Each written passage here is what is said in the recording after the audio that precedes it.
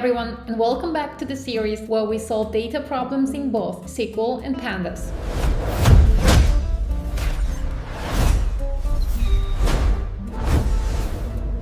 Today's challenge is to find customers who visited the mall but did not make any transactions. We also need to count how many times each customer did this. So we start with a select statement, and we want to join these two tables. The common column that we have in both tables is visit ID.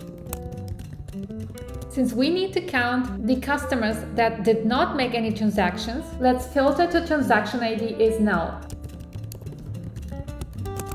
This is the result, so the only thing we have to do is to count the transaction IDs per customer. To do this, we group by customer ID. In the select statement, we need customer ID and count number of transactions. Let's run the query. So we successfully solved this problem in SQL. Let's move on to Pandas. In Pandas, we need to merge two data frames: visits and transactions. Both tables have visit ID, so we join on visit ID. And here we use left join. This dataset we are going to save into the merge dataset.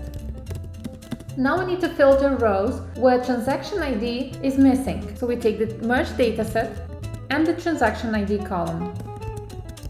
Function is an A, keep rows where transaction ID is missing. We will save this into the dataset called no transactions. Now we take the no transactions dataset and group by customer ID.